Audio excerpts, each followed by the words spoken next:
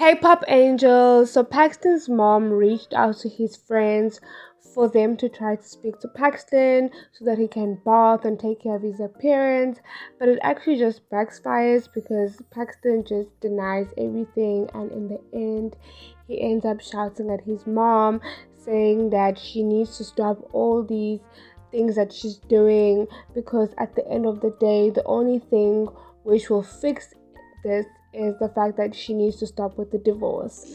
Paxton then goes to school and he realizes that he forgot to do his homework.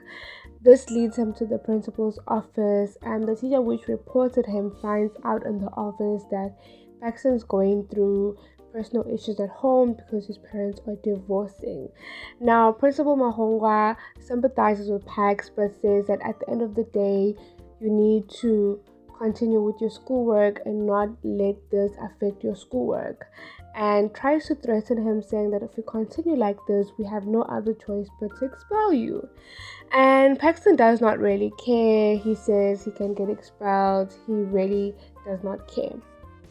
Now, Paxton does not know that his father, Mr. Homo, has just moved in with the Mahongwas. So it's going to be very interesting when he finds out that his father has moved in. What is he gonna think? Now let's move on to Tbose's situation. Now this is the morning after Mapiti just blurred out everything. She apologizes and Tbose understands. And then Jill calls. Now remember when this open marriage nonsense started, there were two girls who were suspected, Jill and Sihle. So Mapiti just storms out, and then later on they have a conversation where Tbose reaffirms her and says that no, Jill is just a friend, plus she's way older than me, she's from Cape Town, she's white, and the only thing which actually makes us have things in common was because we were the only two from the diaspora. You can see that Tbose has definitely matriculated from private school because of the way he's talking. I shame, guys. I definitely know that the old Tbose would not be killing this role like this new Tbose is killing. You can see this is a true cheese boy.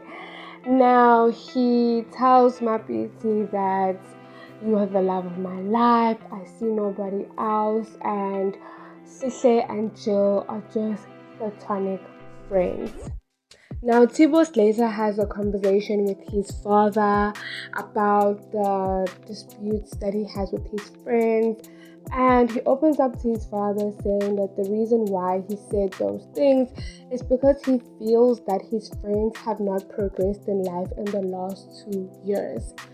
And I find that very hypocritical and ironic of him to say that because, number one, he has not even come back and actually listened and heard how their lives have changed. It's all about Tbose since he's come back.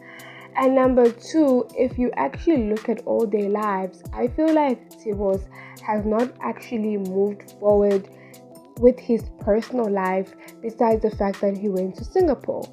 Now let's look. Kat owns his own business, he's making his own money, his independence, he's helping Kukumanja. We see Kwaito, who went from engineering, he then did teaching, he's making money to feed his family, as well as he's continuing building another home for his mother and his family, which is a double story. And then let's look at Tbose. Now Tbose left his wife and his son in his parents' home. Which man does that? He keeps talking about how much money he's made. It's literal quadruple what he would make here. Then why did he not send this money to Mapiti so that they can start building their own home? Because remember, Leto and his previous wife, they were staying in their in-laws' place because their place was still being built. Why is Tbose not doing that? He's come back home, he's still living with his parents. His parents are literally taking care of his wife and his son. So I find it very ironic who actually has not progressed and who actually has progressed. I feel like he's still at the same position that he was 2 years ago. This money thing has really just changed him to the point that he thinks just because he's earning more than them, they are behind than him, which is not true. I feel like he's actually the one who's actually behind them because of the fact that he actually is not taking care of his own responsibilities. If Mapiti and Piti were actually living by themselves and he had to send money while take care of himself back in Singapore, it would be a whole different conversation. But I feel like Tbose has been babied, has been spooned by his mother, that he is not able to see reality for what it is. Then we get to the Lehasa story. So Lehasa's still going on and on about the fact that he wants to be a silent partner in Kwezi's business. Now, Kwezi is in a rush. She goes and she meets up with Francois, and Francois is busy telling Kwezi about how amazing of a genius Lehasa is, which makes Kwezi end up googling him, and then she finds out about the Sonti Mahonga situation. Remember that Sonti Mahonga situation? The reason why Mapiti and Sonti hate Lehasa is because Lehasa basically stole the whole Maposa nuts idea from their family. And it's funny how after Kwezi dated this guy, she did not know about the story, but she basically loses it and she confronts Lehasa, who instead of answering her questions, he gets defensive and he runs off. Personally, I feel like Kwezi does not want to do business with Lehasa. That's what I strongly believe. And secondly, I also feel like Lehasa wants to gain something out of this.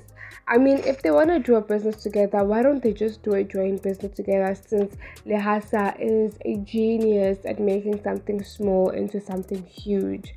I just feel like these two are just a ticking time bomb ready to happen.